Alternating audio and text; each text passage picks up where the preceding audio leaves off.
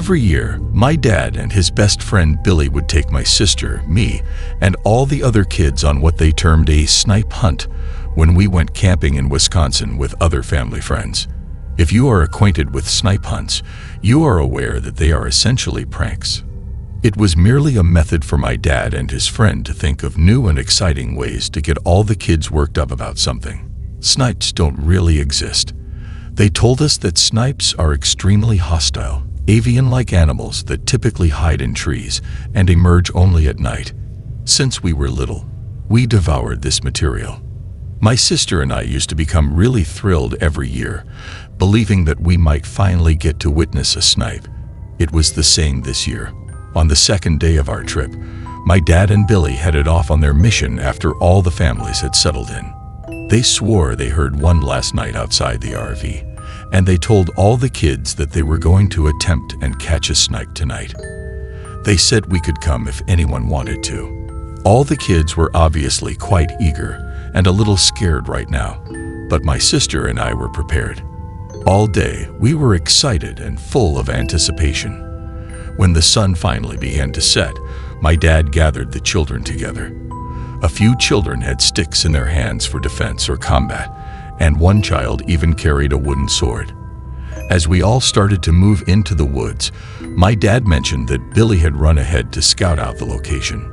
After strolling for 10 minutes, we hear the sound of rustling in the trees.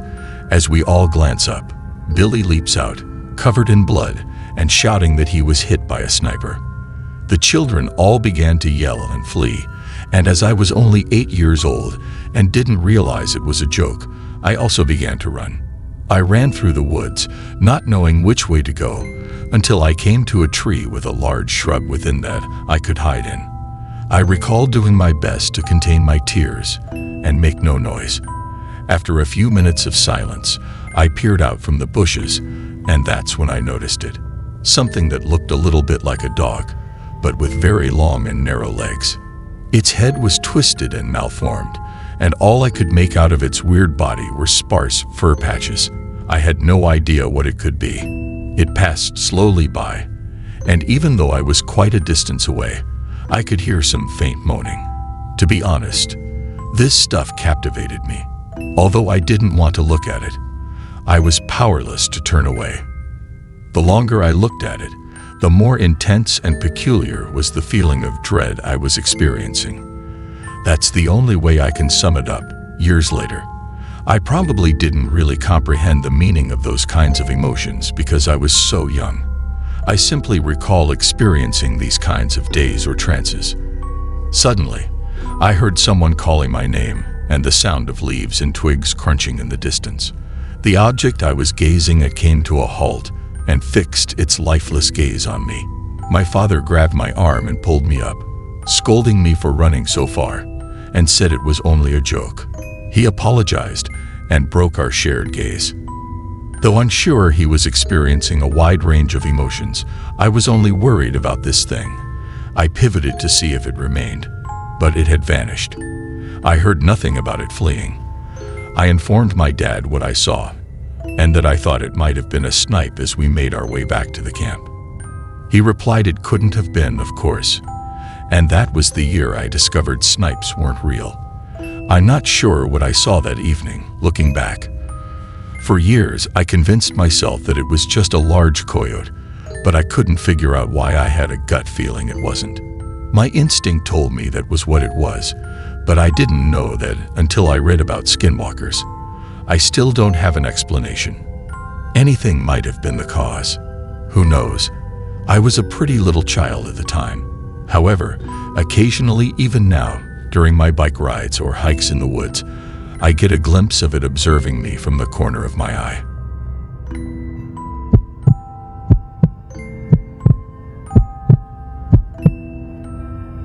For nearly 10 years, my wife and I resided in a cabin in the Canadian wilderness. We all loved the life we had there, in the quiet and tranquil forest.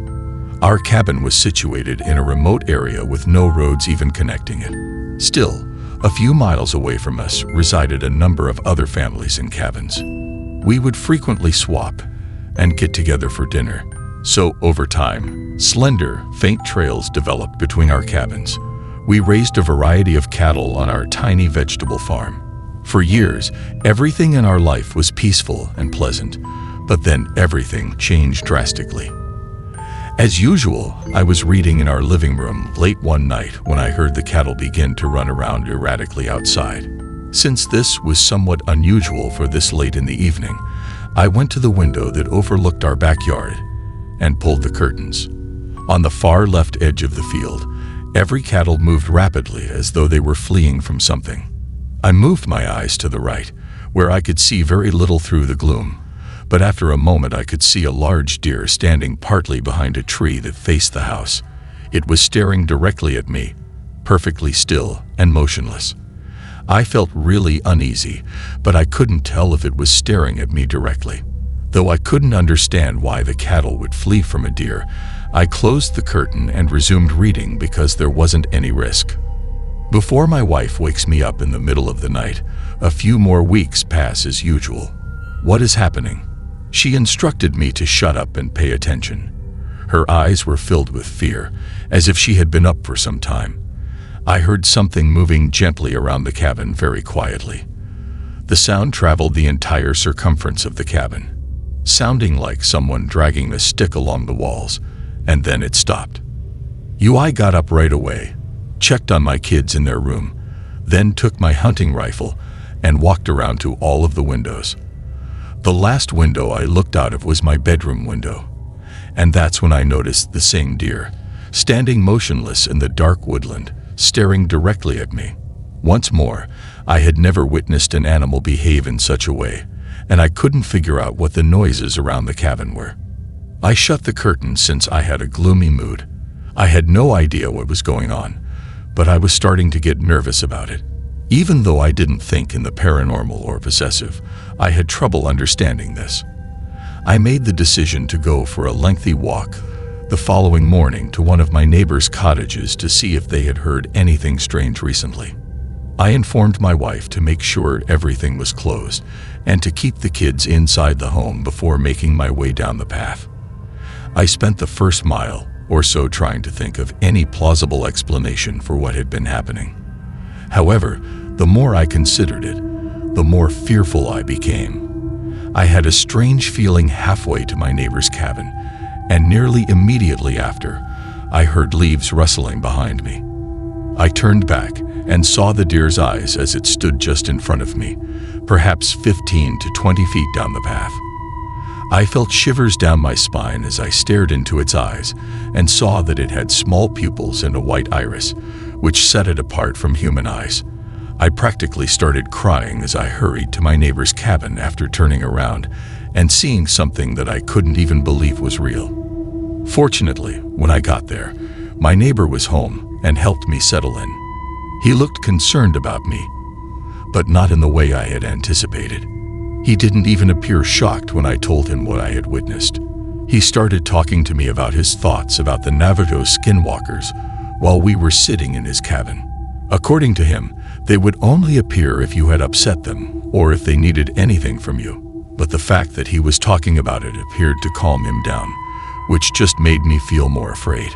I quickly departed, and fortunately, nothing untoward occurred on the way back. I suffered from terrible paranoia and had trouble sleeping for the following 2 weeks, but eventually things started to get better. But the tranquil existence I had enjoyed at the cabin was stolen from me, and my terror of what I saw never really went away. We finally relocated closer to the town in order to provide a better life for our kids.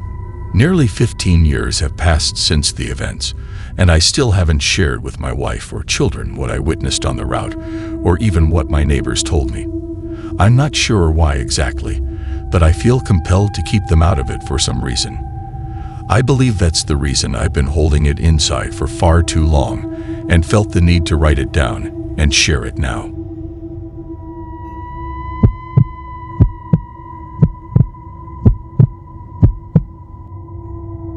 I was hiking in Arizona when this incident occurred back in 2015.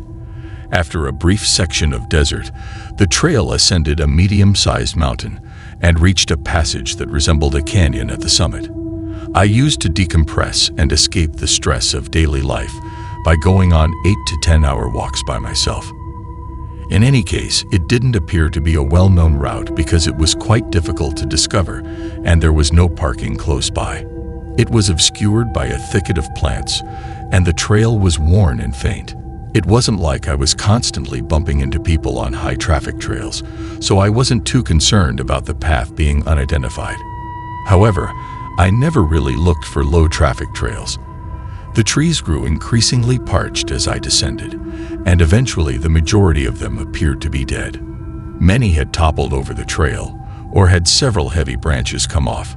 There was no doubt that the route had not been maintained in a few years. As I descended lower, the trail started to pass through thick, overgrown brush.